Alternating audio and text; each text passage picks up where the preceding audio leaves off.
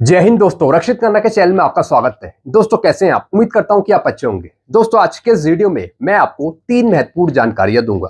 कौन सी 3 जानकारियां मैं आपको देने वाला हूं? सबसे पहले मैं आपको उसकी जानकारी दे देता हूं। सबसे पहली जानकारी मैं आपको दूंगा, सुप्रीम कोर्ट ने रक्षा मंत्रालय और वित्त मंत्रालय को कड़ी चेतावनी दी है। किसके संबंध में? जवानों और पूर्व सैनिकों के संबंध में। जो जवान या फिर कैडेट ट्रेनिंग के दौरान घायल हो जाता है या फिर दोस्तों दिव्यांग हो जाता है, तो उसी के संबंध में सुप्रीम कोर्ट ने चेतावनी दी है मिनिस्ट्री ऑफ डिफेंस को और वित्त मंत्रालय को। क्या दी है चेतावनी, इसकी पूरी जानकारी आगे दूंगा। फिर एक और मैं आपको जानकारी दूंगा, अप्रैल में 2 पेंशन मिलेगी पेंशनर्स को, फैमिली पेंशनर्स को। जी हां दोस्तों, एक पेंशन मिलेगी 58% डीएडीआर के साथ और एक और पेंशन मिलेगी 60% डीएडीआर के साथ। मैं बात कर रहा हूं मार्च की पेंशन की और अप्रैल की पेंशन की। क्या है पूरी जानकारी, क्या है अपडेट, आगे समझाऊंगा विस्तार से। फिर लास्ट इंफॉर्मेशन मैं आपको दूंगा, जवानों या फिर जेसीओस की एमएसपी बंद नहीं होगी। मिलिट्री सर्विस पे आपकी बंद नहीं होगी 8 सीपीसी में। सोशल मीडिया पे बताया जा रहा है कि 8 सीपीसी में मिलिट्री सर्विस पे जवानों की जेसीओस की बंद कर दी जाएगी सरकार के द्वारा या फिर रक्षा मंत्रालय के द्वारा। तो दोस्तों आपकी मिलिट्री सर्विस पे बंद नहीं होगी। इसी के संदर्भ में मैं आपको कुछ और जानकारियां देना चाहूंगा मिलिट्री सर्विस पेपर आगे। तो दोस्तों बस यही 3 जानकारी है जिस पर मैं बात करूंगा, इसलिए जानकारियों में आप बने रहेगा, वीडियो को पूरा देखेगा। जानकारियों में आगे बढ़ने से पहले एक छोटी सी अपील मैं आपसे करूंगा, और अपील है चैनल सब्सक्राइब की। देखने में आया है काफी पेंशनर्स हैं जो वीडियो तो देख रहे हैं, लेकिन अभी तक उन पेंशनर्स में से कुछ पेंशनर्स ने चैनल को सब्सक्राइब नहीं किया। ऐसे कितने पेंशनर्स हैं? सिर्फ 37%। तो मैं आपसे अपील कर रहा हूं, जितने पेंशनर्स ने अभी तक चैनल को सब्सक्राइब नहीं किया, वो पेंशनर्स फटाफट सबसे पहले चैनल को सब्सक्राइब कर लीजिए, ताकि आपको बेहतरीन जानकारियां, नई जानकारियां, एडवांस जानकारियां आपको तुरंत मिल पाए और आगे आने वाले मेरे वीडियो के नोटिफिकेशन भी आपको तुरंत मिल पाए। तो सारी जानकारियां पाने के लिए आप सबसे पहले चैनल को सब्सक्राइब कर लीजिए। चैनल का नाम है रक्षित खन्ना। चलते हैं दोस्तों पहली जानकारी की तरफ। पहली जानकारी मैं आपको दूंगा, सुप्रीम कोर्ट ने रक्षा मंत्रालय और वित्त मंत्रालय को दी कड़ी चेतावनी। जी हां दोस्तों, सुप्रीम कोर्ट ने चेतावनी दी है। Supreme Court warn defence and finance secretary for not deciding on benefit on cadet disabled during training. जी हां दोस्तों, जो जवान या फिर कैडेट ट्रेनिंग के दौरान डिसेबल्ड हो जाता है या फिर चोट लग जाती है, तो दोस्तों उसके संदर्भ में जवानों को सुविधाएं नहीं मिलती, कैडेट को सुविधाएं नहीं मिलती। तो दोस्तों यहां पर सुप्रीम कोर्ट ने चेतावनी दी है। सुप्रीम कोर्ट की सख्त टिप्पणी। सुप्रीम कोर्ट ने रक्षा मंत्रालय और वित्त मंत्रालय को कड़ी चेतावनी दी है। अब मुद्दा क्या है? क्या है मुद्दा, ये समझिए। ट्रेनिंग के दौरान घायल या फिर दिव्यांग हुए कैडेट को मिलने वाले लाभों पर अभी तक सरकार ने कोई अंतिम निर्णय नहीं लिया है।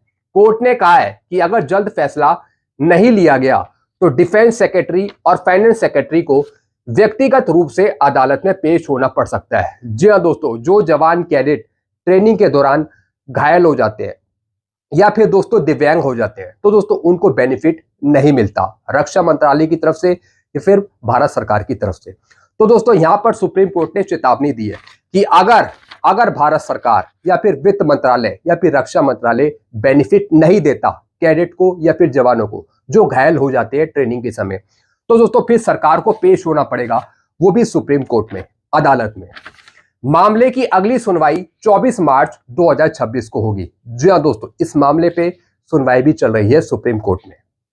यदि यह योजना बनती है तो ट्रेनिंग के दौरान घायल कैडेट को फायदा मिल सकेगा, यानी आर्थिक सहायता मिलेगी, मेडिकल सुविधाएं मिलेंगी और पुनर्वास और अन्य लाभ मिल सकते हैं। यह फैसला भविष्य में ऐसे कैडेट या फिर जवानों के लिए बहुत महत्वपूर्ण साबित हो सकता है। जी हां दोस्तों, सुप्रीम कोर्ट इस मामले में बहुत सख्त है। अगर जवान ट्रेनिंग के दौरान घायल हो जाता है या फिर दिव्यांग हो जाता है, तो दोस्तों पूरा फायदा दिया जाएगा जवानों को, कैडेट को और उनकी फैमिली को भी। तो दोस्तों यहां पर भारत सरकार अपनी मनमानी नहीं कर सकती, रक्षा मंत्रालय या फिर वित्त मंत्रालय अपनी मनमानी नहीं कर सकता। तो दोस्तों इसी के संदर्भ में सुप्रीम कोर्ट ने यहां पे लटार लगाई है भारत सरकार को या फिर चेतावनी दी है। चलते हैं दोस्तों अगली जानकारी की तरफ। अगली जानकारी है, अप्रैल में 2 पेंशन मिलेगी पेंशनर्स या फिर फैमिली पेंशनर्स को। मार्च की पेंशन डीएडीआर 58% के साथ और अप्रैल की पेंशन डीएडीआर 60% के साथ। पेंशन मैसेज 20 तारीख के बाद। जी हाँ दोस्तों, मार्च की पेंशन आपको मिलेगी 1 से 3 अप्रैल के बीच। जैसा आपको पता है, हर एक साल मार्च की पेंशन आपको मार्च में नहीं दी जाती। मार्च की जो आपको पेंशन मिलती है वो मिलती है अप्रैल में 1 से 3 तारीख के बीच।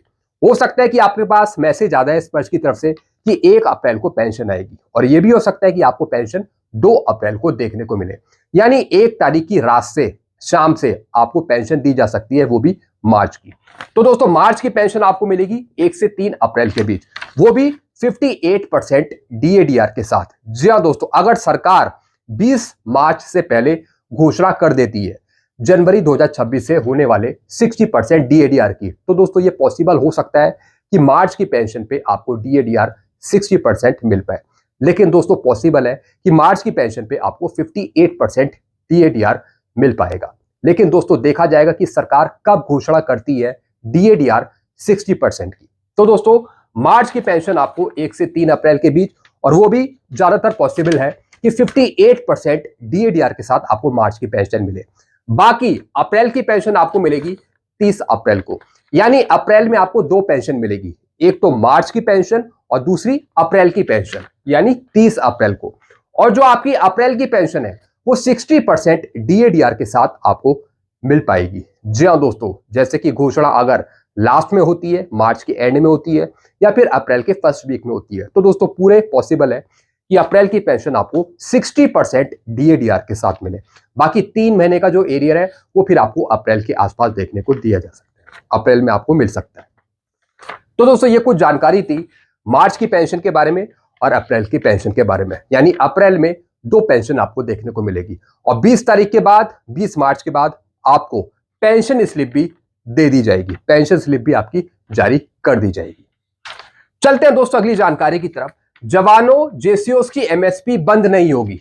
सोशल मीडिया पे बताया जा रहा है कि 8 सीपीसी में मिलिट्री सर्विस पे बंद हो जाएगी, सरकार बंद कर देगी मिलिट्री सर्विस पे। जी हाँ दोस्तों, कुछ पेंशनर्स हैं या फिर कुछ यूट्यूबर्स हैं जो आपको गुमराह कर रहे हैं, बार बार लिख रहे हैं, मेरे पे भी मैसेज आ रहे हैं, क्या सर 8 सीपीसी में मिलिट्री सर्विस बंद हो जाएगी, सरकार बंद कर देगी? बिल्कुल नहीं दोस्तों, आपकी मिलिट्री सर्विस बंद नहीं होगी। जब तक जवानों की मिलिट्री सर्विस बंद नहीं होगी, जब तक सर्विंग जवानों की मिलिट्री सर्विस बंद नहीं होगी, जब तक पेंशनर्स की मिलिट्री सर्विस बंद नहीं होगी, आपकी मिलिट्री सर्विस पे बढ़ेगी, ना कि बंद होगी।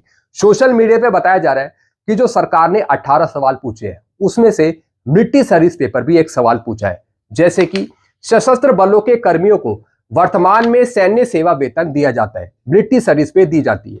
यह उनके कर्तव्यों की विशेष प्रकृति को ध्यान में रखते हुए किया गया था। इस संदर्भ में उनके कार्यों की बदलती प्रकृति को देखते हुए सैनिकों, नौसैनिकों और वायुसेना कर्मियों का वेतन कैसे निर्धारित किया जाना चाहिए। दोस्तों कुछ सवाल पूछे गए हैं मिलिट्री सर्विस पेपर, जिससे यूट्यूबर्स बता रहे हैं कि इन सवालों के चलते मिलिट्री सर्विस पे बदल जाएगी या फिर बंद हो जाएगी। ऐसा कुछ भी नहीं होने वाला, मैं आपको बता रहा हूं। 8 सीपीसी में मिलिट्री सर्विस पे आपकी बढ़ेगी, ना कि बंद होगी। जो झूठे यूट्यूबर्स हैं जो गुमराह करते हैं, आप उनके वीडियो देखना बंद कर दीजिए, जो आपको ये कह रहे हैं कि मिलिट्री सर्विस पे आपकी बंद हो जाएगी 8 सीपीसी में। ऐसा कुछ नहीं होने वाला। मिलिट्री सर्विस पे आपकी बढ़ेगी फिटनेस फैक्टर के साथ। जो आपको 5200 दी जा रही है वो बढ़कर 10,000 या फिर 10,000 से ऊपर हो जाएगी। मैं जवानों जेसीओस की बात कर रहा हूं। जो पेंशन में आपकी मिलिट्री सर्विस से जुड़ेगी वो बढ़कर जुड़ेगी 8 सीपीसी में। तो दोस्तों जो भी ऐसा बता रहा है सोशल मीडिया पे, वो गलत जानकारी दे रहा है, आपको गुमराह कर रहा है। कोई भी सच्चाई आपको जाननी है किसी यूट्यूबर की, तो आप मेरे से कांटेक्ट कर सकते हैं। जी हाँ दोस्तों, आप मेरे से सवाल पूछ सकते हैं, मैं आपको पूरे प्रूफ के साथ, सही जानकारी के साथ आपको बताऊंगा कि सच्चाई क्या है। तो दोस्तों मिलिट्री सर्विस पे आपकी बंद नहीं होगी 8 सीपीसी में। इक्वल होगी या नहीं होगी वो बात की बात है, लेकिन मिलिट्री सर्विस पे आपकी बंद नहीं हो सकती। भले मिलिट्री सर्विस पे बढ़कर मिले, लेकिन बंद नहीं होगी, ये मैंने आपको अभी से ही बता दिया। 8 सीपीसी में आपकी मिलिट्री सर्विस पे बढ़ेगी, फिटनेस फैक्टर के साथ बढ़ेगी, और जितनी बढ़ेगी उसकी आधी आपकी पेंशन में जुड़ेगी, जैसे कि 7 सीपीसी में जुड़ी या फिर 6 सीपीसी में जुड़ी। मिलिट्री सर्विस पे 6 सीपीसी से आपको देखने को मिली थी। 6 सीपीसी से पहले दोस्तों 2000 थी, उसकी आधी 1000 रुपए पेंशन में जुड़ी। फिर 7 सीपीसी में फिटनेस फैक्टर 2.57 दिया गया, फिर 2000 का मल्टीप्लाई कर दिया 2.57 से, फिर आपकी मिलिट्री सर्विस से 5,200 हो गई, फिर 5,200 की आधी 2,600 रुपए आपकी पेंशन में ऐड है। ठीक इसी तरीके से 8 सीपीसी में होगा, 5,200 का मल्टीप्लाई कर देंगे फिटमेंट फैक्टर के साथ, तो जितना आएगा वो आपकी नई मिलिट्री सर्विस पे होगी 8 सीपीसी की। लेकिन आपकी मिलिट्री सर्विस पे बंद नहीं होगी, बंद बिल्कुल भी नहीं होगी, ये बात आप नोट कर लीजिए। तो दोस्तों, जो ऐसे झूठे यूट्यूबर्स हैं, जरा बच के रहिए। जानकार चैनल देखिए जो आपको सही जानकारी देता हो, जो नॉलेज रखता हो। तो दोस्तों, ये कुछ जानकारी थी मिलिट्री सर्विस पे के बारे में। आई होप सारी जानकारी आप अच्छे से समझ होंगी। ऐसी जानकारी आपको आगे भी मिलती रहेगी। सारी जानकारियां पाने के लिए आप चैनल से जुड़ सकते हैं। एडवांस जानकारियां पाने के लिए आप चैनल से जुड़ सकते हैं और वीडियो को शेयर करना मत भूलेगा। चैनल का नाम है Rakshit Khanna. Thank you so much.